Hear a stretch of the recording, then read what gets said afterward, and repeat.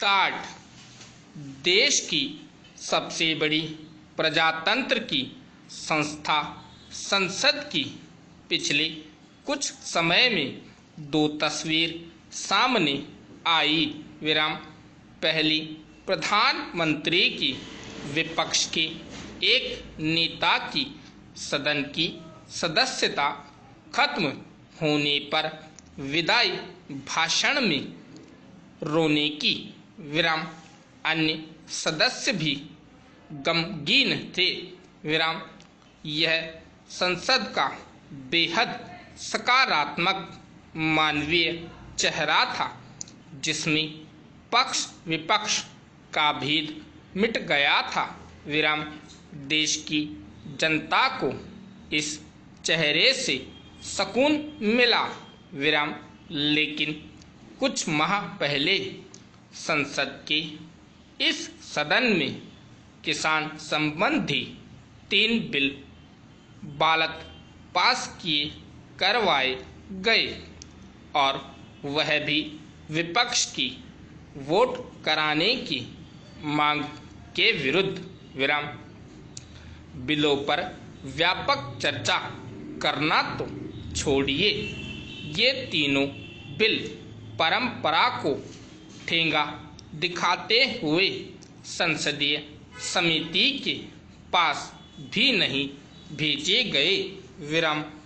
दुनिया के अधिकांश संसदों में कानून बनाने की प्रक्रिया में बिलों को संसदीय समितियों के पास भेजकर विस्तार से हर पहलू पर चर्चा की परंपरा है।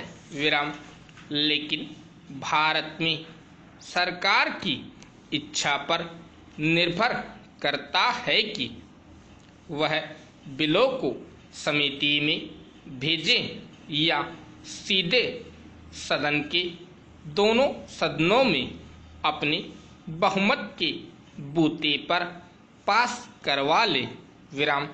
शायद यही वजह है कि पिछले 1.5 वर्षों में संसद द्वारा बनाए गए सभी कानून, अनुच्छेद 370 हटाने का कानून, नागरिकता संशोधन कानून और अब किसानों के लिए बने 3 सुप्रीम कोर्ट में विचाराधीन रहे।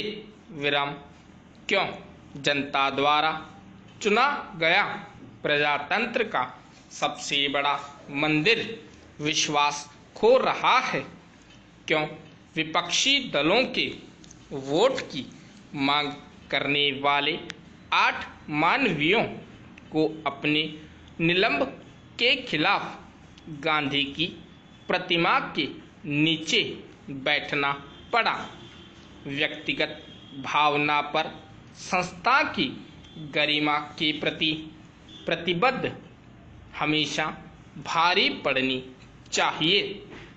लेकिन देखने में आया कि जहां यूपीए के दोनों काल में क्रमशः 60 और 71% बिल समितियों के पास व्यापक चर्चा के लिए भेजे गए, वर्तमान प्रधानमंत्री के पहले कार्यकाल में मात्र 25% और नए कार्यकाल में भी नहीं।